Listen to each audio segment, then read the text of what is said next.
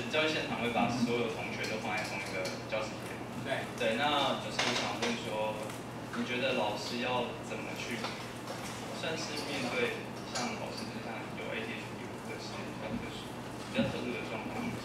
因为现在即使有修课什么，其实老师也刚才也讲，就是那个就是，我觉得这是一个假想，就是没有实际上去应对这个状况。是同学吗？对。OK。有些孩子的教育方式的确不太一样，你不能期待每个孩子的记忆、背诵、认知、专注力是很好的，而且你要相信未来的孩子越来越难专注。我在 FB 里面发现，只要我用2句话的赞特别多，我写了3000个字没有人看，你知道我的意思吗？就很难专注，你只要继续阅读那一篇就少了啦，很有趣。那这背后产生一个非常大的问题，就是说，到底这群孩子的样貌要怎么样教学？所以 ADHD 孩子他不坏，他只是受不了你的教学方式。那我又是 ADHD 的资优中辍生。我最近被诊断了，台大师大的特教诊断为我是资优生我是超级资优的但是我又是中辍，这些组合蛮怪的。所以说这一群孩子你要做什么？他的 experiential 的 learning 你要给他多一点。透过比如说我在教垂降，你知道大楼垂降我在教什么？我教这 sin 45度 cos 45度的问题，因为受力面积承受的力量2/2 mv 平方，这个我全部把它变成课程。那这些东西学生就会不会认真学？当然会啊！为什么？不认真学会死掉跟生命有关，怎么不认真学啊？他数学上课sin cos不认真学，你都被当掉。可是垂降不认真学会死掉哪一个人会轻易死掉？不会嘛？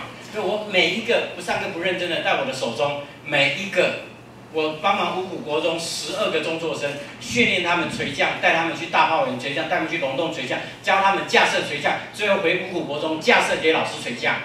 这群老师说：“抱歉，我太胖了，我不能垂降。”我说：“天哪，我绳子承受3000公斤，你不垂降？”我的背后的问题就是，我帮助孩子的模式一定要看到每一个人学习的样貌是不一样的。所以现在谈多元智能，我们都是嘴巴在讲多元智能，可是实际的教学场域，你都看不到每一个人独特的多元智能的方式。那教育就不能长多元智能，那单一智能了嘛？所以我说，如果你这样的场域要教书，有一群这样的孩子，你一定要把他训练成为可以带他们 doer 的事情，做一些事情，doing 的事情。那他是 doers 的时候，他很容易变成 leader。可是在这 cognition learning 的时候，他很容易 frustrate。他很容易中辍，他不想念，因为他不习惯用这种方式在看、在学习，他很容易做，所以他机车他会去清洗，所有的东西都会做，可是他坐在椅子上，他就不会做了。所以你要找到他的样貌去学习。你说老师，学生这么多怎么办？那怎么办？你在课堂上没有时间没关系，你课后你还有时间，还有礼拜六、礼拜天啊。你说我有家庭，那我就没家庭嘛。我1年200天在山上。前10年我有200天在山上，我老婆都说你回来了我去北京，我是前一天晚上说，老婆我明天要去北京，然后你要去北京去几天？4天，然后第4天回来这么快你知道吗？我们很多的negotiate在谈教育这件事，教育是真的付出时间我大一导师，我每个礼拜一早上跟学生在卖Burger King 师大Burger King 每个礼拜吃早餐，每个礼拜我后来发现期中期末带他去玩去溯溪。然后去骑脚踏车，我发现我导师费领了1万多块，可是呢，我花了3万多块，真亮。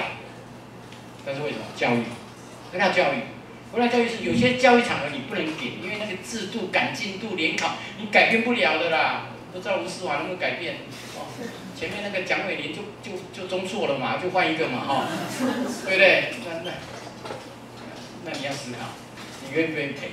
有天6月26号吧。我记得是，我们磐石领袖学院，你上华人磐石领袖学院，我们请王振中谈他的爽文国中的翻转教育，在南京东路，你可以上华人磐石领袖协会，我成立一个磐石青年学院，我上一次找张文亮，那再来找庄富华，找林庆台，那接下来找杜明翰，找周开脸，就雅虎的老板，我找很多不同的人来演讲，就谈他们的事，而且是谈3小时，1小时半 talk， 1小时半对话。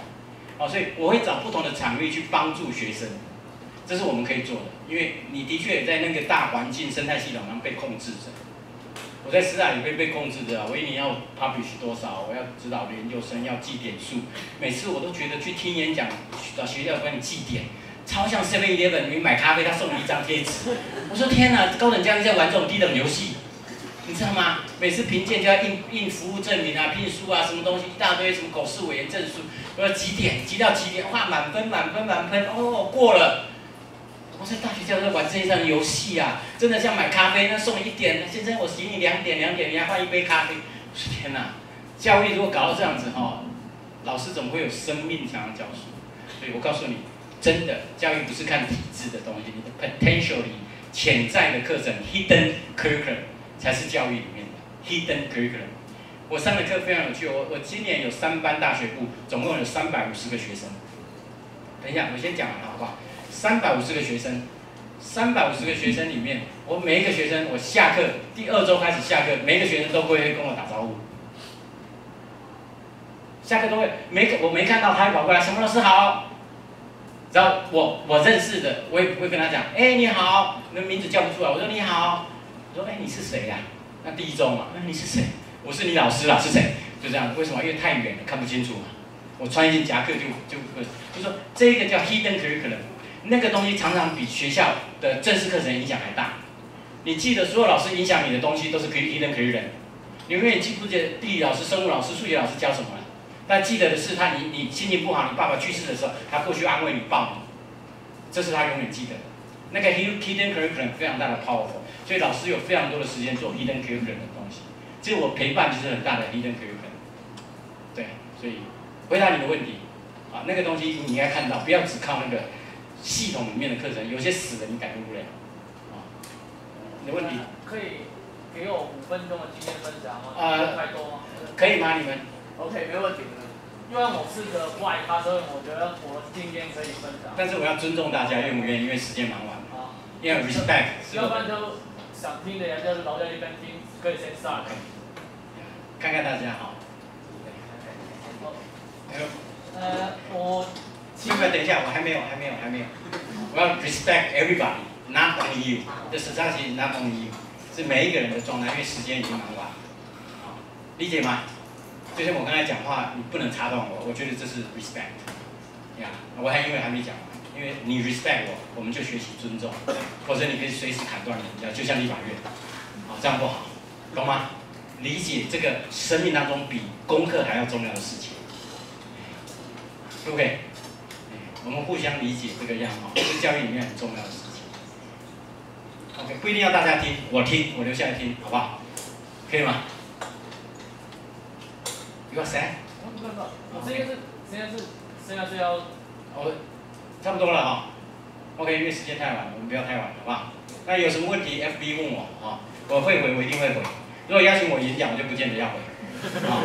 对，但是重要的事情我大概会回，好不好？OK， 因为时间太晚，我还是尊重大家的时间，因为有些可能真的要赶的事情，好不好？那你留下来我们再谈。